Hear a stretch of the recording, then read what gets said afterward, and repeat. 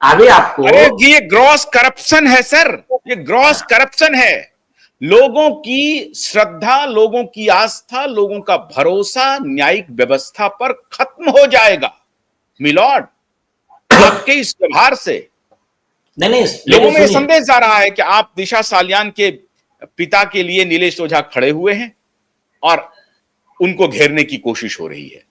आपको यह संदेश, ये जो संदेश जा रहा है जनता के बीच में, ये अच्छा लग रहा है?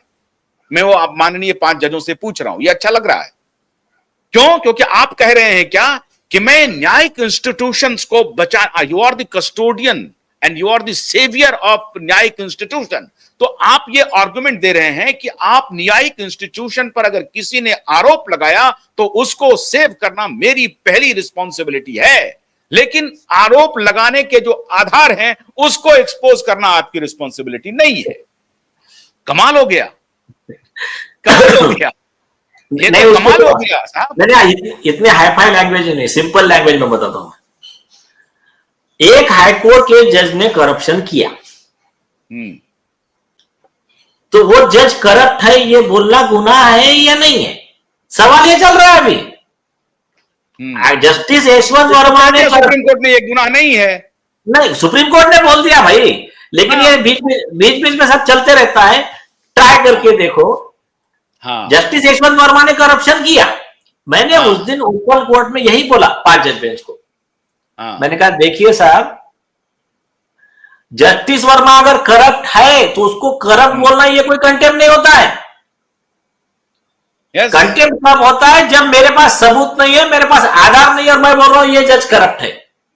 तो जो मैं कह रहा हूं मैं एफिडेविट पे दे रहा हूं, तो अगर मेरा झूठ है तो मेरे खिलाफ परजुरी भी कीजिए, और वो परजुरी नहीं करते। नॉर्मली जो करप्ट जज है ना, वो परजुरी ऑर्डर नहीं करते। मैं बताता हूं क्यों नहीं करते हैं।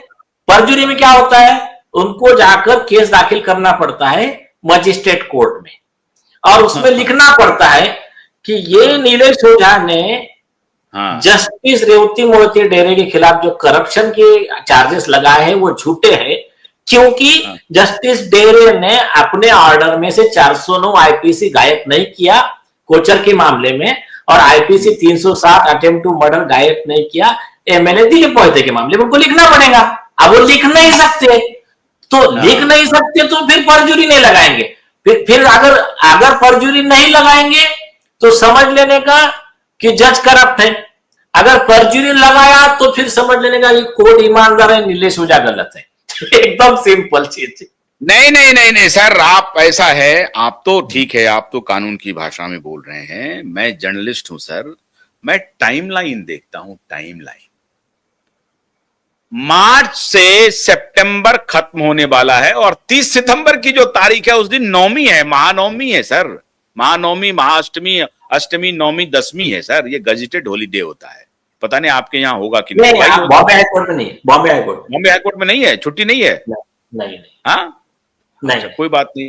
अब नवमी को अगर छुट्टी नहीं है तो भगवान, कोई बात नहीं है। लेकिन मैं तो यही जानता हूं कि जनरली उस दिन यही हो जाएगा, एडजर्न हो जाएगा। लेकिन मार्च से लेकर सितंबर तक वो एफआईआर रजिस्टर करना है, इसकी सुनवाई हो ही नहीं पा रही है, और जो रिप्लाई जिसको देना है उस रिप्लाई पर सुनवाई नहीं हो पा रही है।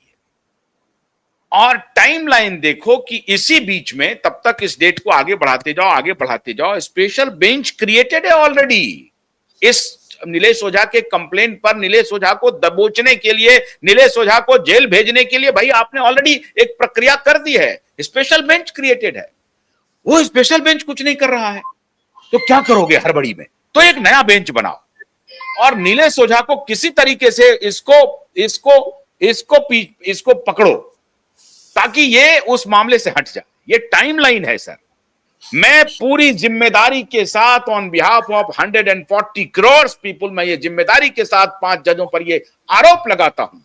ये जो टाइमलाइन है कि मार्च से लेकर के अभी तक लगातार नीलेश ओझा के खिलाफ कंटेम्प्ट ऑफ कोर्ट का प्रोसीडिंग्स को चला करके, क्रिमिनल प्रोसीडिंग चला करके आप एक वकील को इंटिमिडेट कर रहे हैं, उनको डरा रहे हैं, उनको धमका रहे हैं, उनको कह रहे हैं कि आप दिशा सालियान के पिता के साथ खड़े मत होइए, आप दिशा सालियान के केस को वापस ले लीजिए। क्यों? क्योंकि उसमें जिसके ऊपर आरोप लगा है उसने एफिडेविट में कहा है कि मैं 28 साल का हूं, झूठ बोल रहा है। उसने एफिडेविट में कहा है कि मैं एमएलए नहीं हूं, झूठ बोल रहा है। तो एक अदालत को लग रहा है कि जिस दिन हियरिंग होगी उनके खिलाफ एफआईआर करना ही पड़ेगा और इंक्वायरी होनी ही पड़ेगी, वो जेल जाएगा ही जाएगा उन्हीं के आधार पर। इसलिए नीलेश ओझा को पहले किसी तरीके से बांधो। अब वो ही है, अब मैं वो महाभारत का वो क्या कहते हैं, रामधारी सिंह दिनकर का ये रश्मि रथी का एक छंद है ना, हाँ बांध दुर्योधन बांध जरा, वही बात है। तो दुर्योधन को बांधने के लिए जो है ये चौसर पे ये चालें चली जा रही हैं। दुर्योधन चलो कृष्ण को बांधते हैं, बांधो दुर्योधन। नहीं वैसा नहीं, उसका एक जवाब है। वैसा ही है सर, वैसा ही है। मैं जवाब दे रहा हूँ, मुद्दत लाख बुरा चाहे तो क्या होता है, वही होता है जो मंजूर खुदा होता है।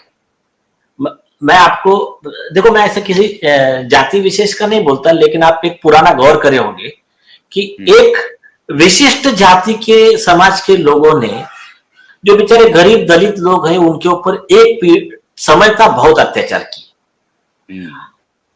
बाद में अब एक ऐसा समय आ गया है कि आज जो पीड़ित वर्ग था ना, पीड़ित वर्ग आज इस लेवल पे है कि उनको हाथ लगाना बोले तो आज बहुत मतलब ये हो जाएगा कि 100 बार सोचना पड़ेगा।